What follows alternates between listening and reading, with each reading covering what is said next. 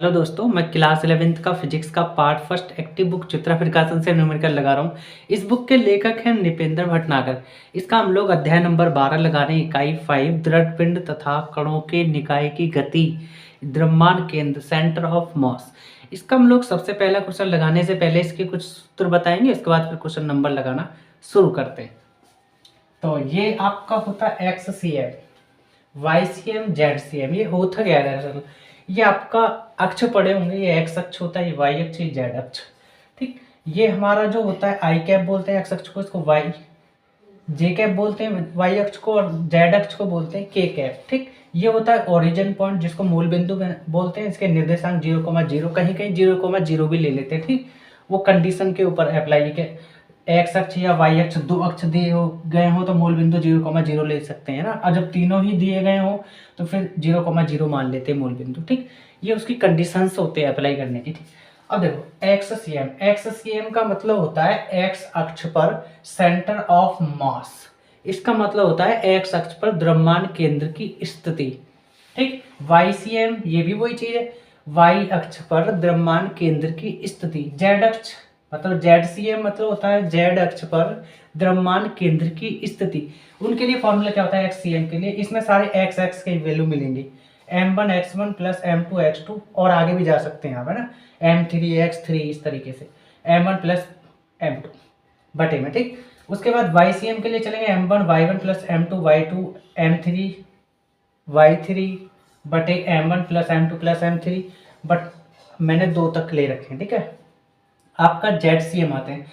ZCM मतलब m1 z1 plus m2 z2 m3 plus z3 भी ले सकते हैं आप लोग, है ना। तो m1 plus m2 plus m3 भी ले सकते हैं, बट मैंने 2 करके लिए सिर्फ।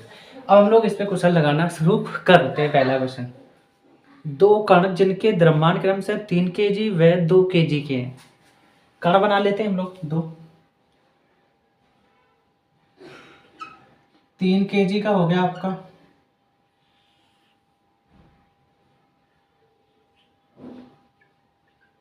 2 kg का हो गया। आगे क्या करा, परस्पर 3 मीटर दूरी पर स्थित है। परस्पर का मतलब होता है एक दूसरे से, मतलब एक दूसरे से जो दूरी है वो 3 मीटर की है।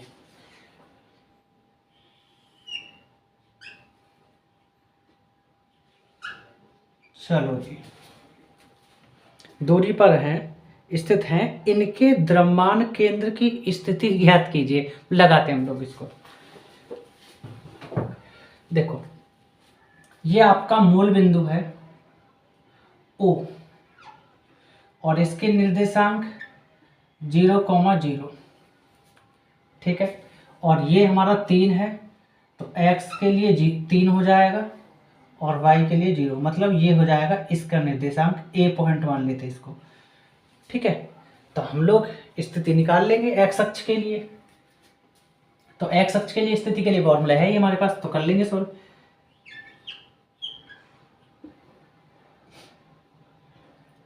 तो ये वाला फॉर्मूला लगा देंगे हम लोग। तो सबसे पहले लिखना पड़ेगा ना हमको कि पहले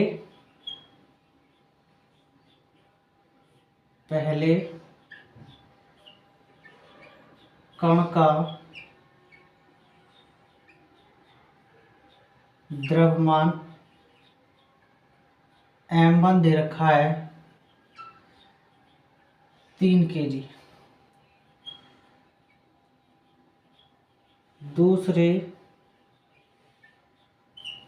कण का द्रव्यमान m2 2 kg, परस्पर दूरी दोनों कणों के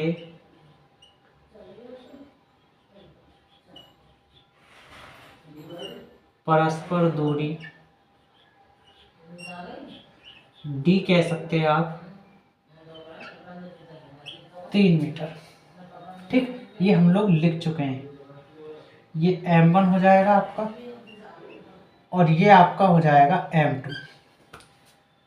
ठीक, अब हम लोग वैल्यू रखना शुरू कर देंगे। देखो एक्स एम के लिए चलते हैं सबसे पहले। तो यहाँ लिखेंगे एक्स अक्ष पर द्रव्यमान केंद्र की स्थिति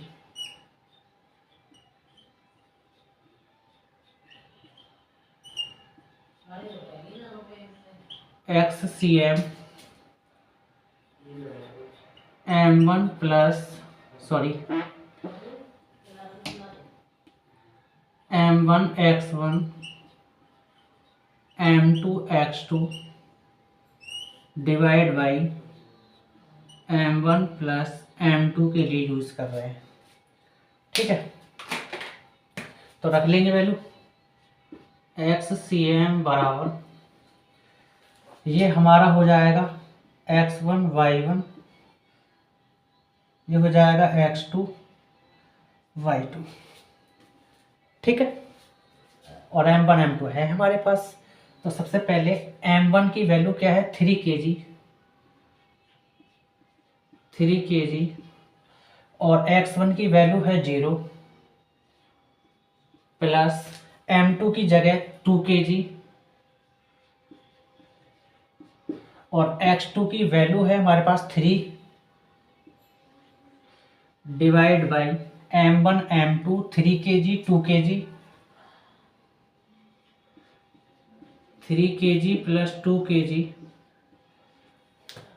तो 3 kg में 0 की गुणा करोगे आपका 0 ही मिलेगा, तो आपको XCM मिलेगा 2 तिया 6 kg और 3 kg 2 kg 5 kg, kg से kg कैंसिल, तो आपको XCM मिलेगा 6 में 5 का भाग दोगे तो 1.2 मीटर आ जाएगा आपका। ठीक है, और ये 3 kg द्रव्यमान से 1.2 मीटर दूर है। ठीक है, अब हम लोग निकाल देंगे YCM। वैसे जरूरत तो है नहीं YCM की, आपकी वैल्यू 0 आएगी अगर आप सॉल्व कर लेंगे चाहे तो YCM बराबर, मैं डायरेक्ट वैल्यू रख लेता हूँ। ठीक है, तो M1 की जगह आप रखेंगे 3 kg और Y1 की जगह आप रख लेंगे 0 प्लस M2 की जगह आप रख लेंगे 2 kg गुणा Y2 की जगह आप रख लेंगे 0 और divide by M1 plus M2 मतलब 3 kg 2 kg मतलब 5 kg, सीधा 5 kg। तो YCM 3 kg में 0 गुणा करोगे 0 और इसमें 2 kg में 0 गुणा करोगे 0 और जब भाग दोगे 5 kg का सब 0 ही हो जाएगा। ठीक है, तो ये आपका आंसर, वैसे ही पूछा नहीं है बट हम लोगों ने निकाल दिया। ठीक है, ये आपका आंसर है। यहाँ तक तो मेरा पढ़ा है। अगर आपको पढ़ाया हुआ मेरा समझ में आता है तो आप लाइक करें, सब्सक्राइब करें और दोस्तों तक मेरी वीडियो को ज़्यादा से ज़्यादा शेयर करें।